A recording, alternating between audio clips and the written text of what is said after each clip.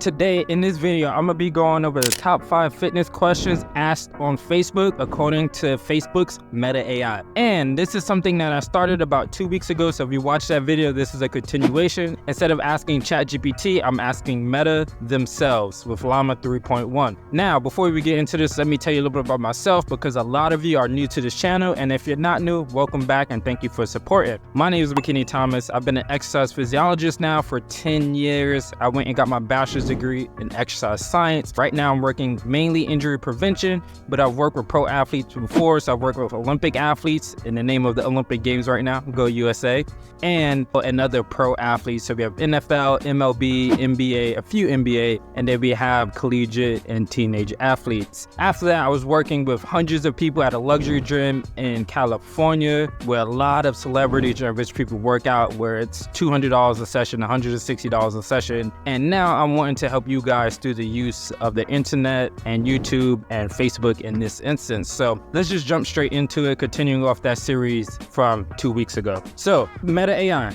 I asked, what are the top 5 fitness questions people search on Facebook about exercises and training program?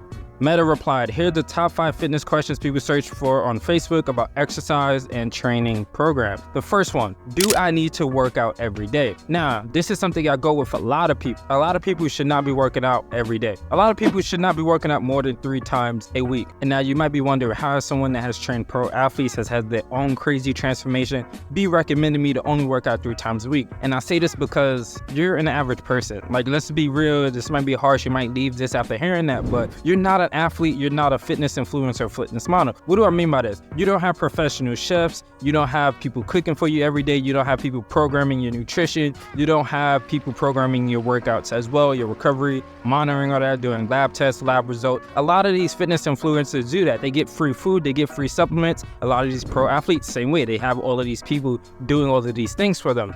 And it's hard for them to even eat right and do stuff. This is why they go pay for certain tests to be done or pay for certain things to happen to them. It's to streamline the process. You have a family, you have a job, you have career goals, you have stress of your finances, you have stress of your weight or your health, and you're not going to be able to work out a lot of times. The reason I say that is because people do it backwards. They don't reverse engineer their fitness. They think about, what can I do now? Like, maybe they were lazy, or maybe you yourself, you just weren't doing much, and now you're like, I have the time, and you're trying to go all out. You're trying to lose 50 pounds in the next 5 months. You're trying to work out every day, 2 hours of workout. No, that is not how it goes. The more stressed you are in life, the more chaotic your life is, the less organized, the less management you have, outside help, the less you have to scale back your workout. And I would say most people in this day and age is really stressed. They have a lot of things going on, especially with this looming recession that might be happening, this with all these fads and things that are aiming after people, people being pushed towards Ozempic and what's right,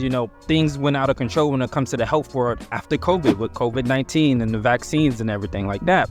And so I'm saying this because the more stressed you are, the less you have to work out, because working out is a good stress. Exercise is a good stress. So if you want to actually recover, you need to work on the backside, which is why people say the foundation should be your rest and recovery. So your sleep and your nutrition is your foundation. Once you can build that foundation up, you can build up. You can't build an apartment building without digging almost as deep down into the ground as you build up. If you only build on a flat surface, a flat concrete block, right, like they build for like a regular house like this behind me, that is going to collapse. Especially in California, when an earthquake happens, you see all the retrofit, and that's costing people hundreds of thousands of dollars. You need to be prepared. So in your life, if you feel like you're a 10 out of 10, 9 out of 10 stress, you need to be working out 3 times a week. When you can start getting that down, so when you get that to 8 out of 10, 4 times a week, 7 out of 10, 5 times a week or more. Now, if you can get that managed, perfect. If you can't, so start at 3, and then once you get a rhythm of it and you can handle it and you can push a little bit more, or maybe you've done things to help with the stress management, then you can start picking it up. And then if your life gets crazy out of nowhere, or during the holidays, it's really crazy, you can scale that back down. But this is what I do with my clients. I tell them, hey, let's plan a 3 times a week program. When I use my fitness app with my clients, 3 times a week is what I aim for. And then I might give them an extra workout, a freestyle workout, or I might just tell them, hey, if you get in the gym, you can choose to do whatever you want to do. But as long as we hit these 3 times a week, we're going to make progress. That extra credit work you get done on that 4th time a week, if you can get in, do the workout I put in the app, or do any type of workout you like, that's extra credit, and that's going to get you there faster. But if you don't do that, it's not going to not get you there. So 3 times a week is what I like to tell people. Whew, it's hot out here. I just finished working out at the gym. I did some deadlifts and glute bridges, 4 plates, 5 plates on the glute bridges, and I'm sweating. The sun is beaming out right now, but it's really great lighting for this video. But let's get back to it. I'm gonna go shower and stuff after this, but I wanted to get you the goods. I wanted to get you the goods right now. Next question, how long should I work out for? Now, on average, your workouts should be about 45 minutes to an hour and a half. A lot of times people are like, I'm doing 2-hour workouts, or I see these fitness influencers 3-hour workouts, or these athletes at the Olympics working out in the morning, they're working out in the afternoon and the evening. So, hey, I have time, I work from home, I can do that. Like I said before in that last question, they have the routine set up. They have the nutrition plan dialed in. They can do that. For you, you might not have the time for it. A lot of times people that are working out over an hour and a half, they're not optimizing their time. They have very long breaks in between. They're talking to people, or maybe part of their workouts is really so low intensity that they could have done it at home, or they could have not done it at all, and it wouldn't throw a loop for their progress. So I say this because if you have a 10-minute warm-up, you have a 10-minute cool down, that's 20 minutes, 40 minutes for your workout is good enough. Now, if you're doing something more serious like powerlifting, or you're going for a competition, you might push that to an hour and a half or so. Like for me, my warm-up when I'm doing my powerlifting stuff takes about 30 minutes. And that's not just like my stretches and stuff. My stretches might be 5 to 10 minutes, but the actual warm-up exercises for my main lifts takes about 20, 25 minutes, upwards of 30 minutes sometimes. And then I have my top sets, right? So your workouts ideally should be about 45 minutes, an hour and a half. I like to tell people keep it to an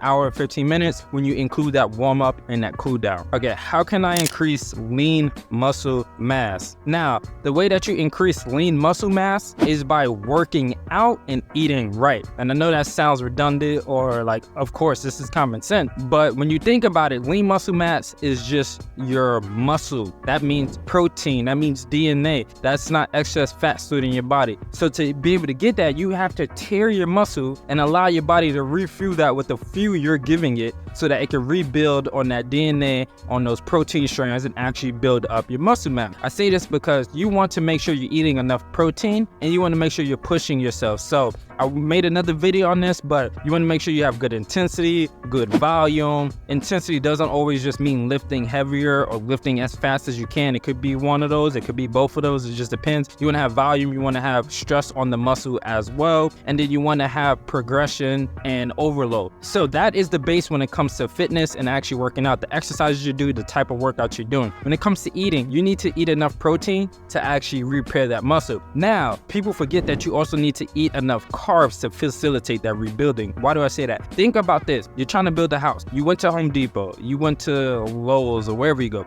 and you ordered lumber, and the lumber got delivered to your house, but you don't have any work, right? You might have a blueprint. Maybe you made the blueprint already, so you have a plan, you have a workout plan, a nutrition plan, but you have no workers to actually do the work. You have no one skilled enough to do the work. Maybe you have your mom at the house, your daughter, whatever it is, but you have no one to do the work. If you aren't eating carbs, you don't have no one to actually do the work to rebuild your muscle. This is why after your workouts, they say to have a 4-to-1, 3-to-1 carb to protein ratio. That means 4 carbs to 1 gram of protein. The most scientifically proven one has been 4-to-1. So after your workout, you want to eat 100 grams of carbs, 25 grams of protein. A lot of times people skip that part. This is why it makes it hard when you're trying to lose weight to actually gain muscle, because you're restricting yourselves on your carbs more than likely. So now you're having no workers to actually build the muscle, which is why I personally tell people to build muscle before you actually lose fat mass, because it's actually going to help you in the long run. It's going to make it way easier. All right, how much weight should I use when strength training? Now, this goes back to another video I might have posted already. I might have posted later. If I posted it, I'll link it here.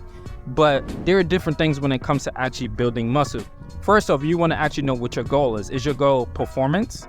Is your goal to increase your strength? Is your goal to burn fat? Is your goal to increase your endurance or your stamina? What is your goal? To work on your VO2 max, right? I don't know why you would be weight training to do that, but what is your goal? Now, if your goal is to build muscle, then you want to actually think about, okay, do I want to change my intensity? Do I want to work on volume? Do I want to work on, even within intensity, do I want to work on the speed of which I'm lifting, the power that I'm producing, or do I want to work on the actual weight and volume of the weights that I'm actually moving? Not volume of how many reps, how many sets am I doing, but the volume of the weights itself. That is going to dictate. You can build muscle by lifting lighter weights and more volume. You can build muscle by lifting heavier weights and less volume. Now, it ups and downs. You know, some people say, oh, you want to lift 12 to 15 to gain muscle. Some people say if you only do 3 rep sets, that's building power or that's building strength, right? But your muscles are very complex and you actually want to be able to work on both. You see someone do a 20 rep set and you're like, you're burning calories, you're burning fat, you're not really working on muscle building. But did you know that there's a reason why you have that pump and you feel twice the size is because you're getting fluid into your muscle,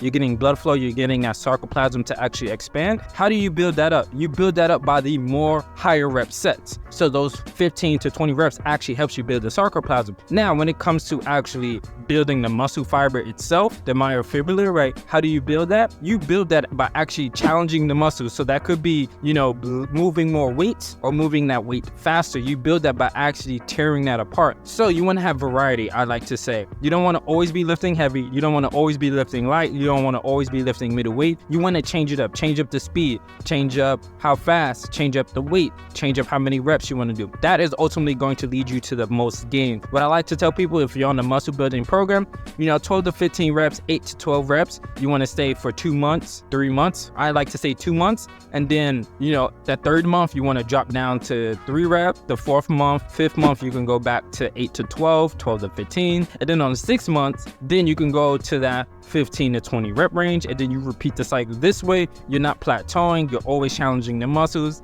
And you're also always hitting that lower rep range, which will tear the muscle fiber more. And you're also hitting that upper rep range, which will actually grow the sarcoplasma and the fluids in your muscles as well. And then you got that sweet spot of that 8 to 12, 12 to 15 that most people are talking about, which is actually really effective as well. But that shouldn't be the only thing you're doing. All right, we got to the end. And before I'm going to say thank you so much for making it this far. Please, if you haven't, like and subscribe. It's really going to help me grow this channel and get this out there. And share this with a friend of yours, because I'm pretty sure they don't know most of this. And if there's anything in this video that you want me to go more in depth of, I'll make a separate video of that. Just put it in the comments below. But if you need help specifically on this, make sure you hit me up. Send me a DM. The best way to reach me is to actually go to my Instagram, right? Train with Mac, and send me a DM, say you want help. And I believe I'll put a link down below for a free fitness program, so hit that up. But if you want more customized stuff, you want to get access to my personal app that I help my clients with, shoot me a DM. We'll go over one-on-one consultation, and then we'll set up a fitness program with you if we connect and if I fit what you're looking for. Now let's get back into the 5th question.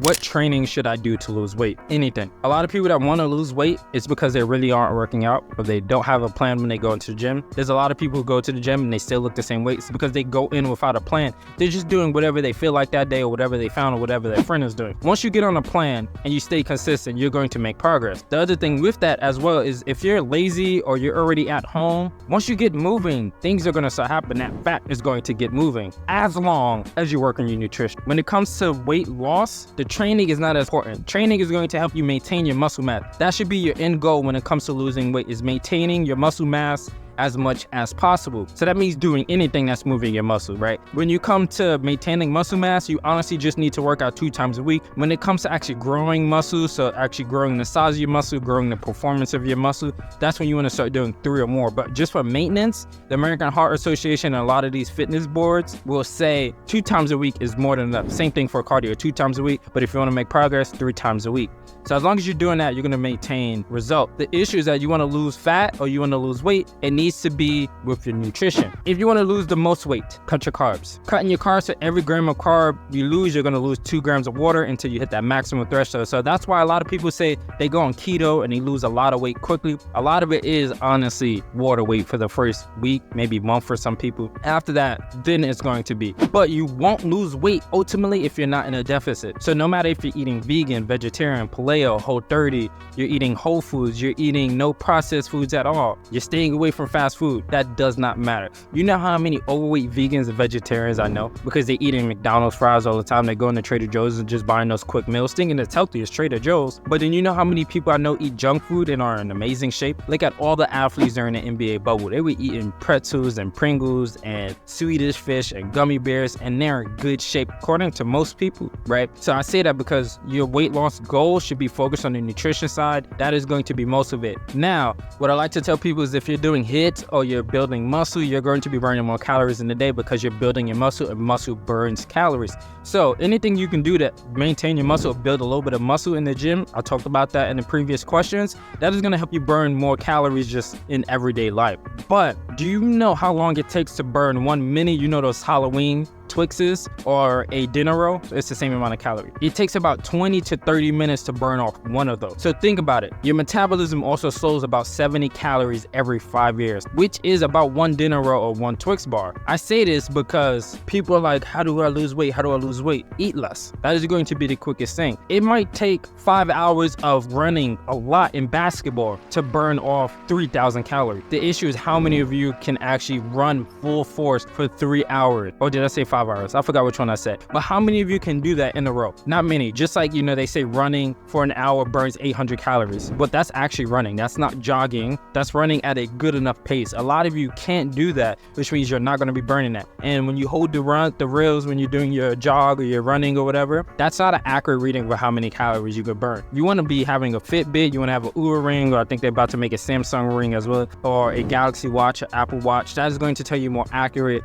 synopsis of what you're burning. So it's going to take a lot if you want to exercise that away. The easiest way to do that is to take the 5 seconds that you're about to stuff that in your mouth and toss it to the side. Toss it to the side. That is going to save you a lot more. Now, when you do that repeatedly, just think about if you did 70 calories a day less of eating, you're at maintenance calories, but you do 70 calories less. So one less dinner roll, one less mini Twix every single day for 100 days. That's 7,000 calories. That's 2 pounds. Now, if you do, let's say 500 calories less a day, right? 500 calories, what is that? That's 2 sodas less, 2 or 3 soda cans less in a day, which a lot of people are drinking.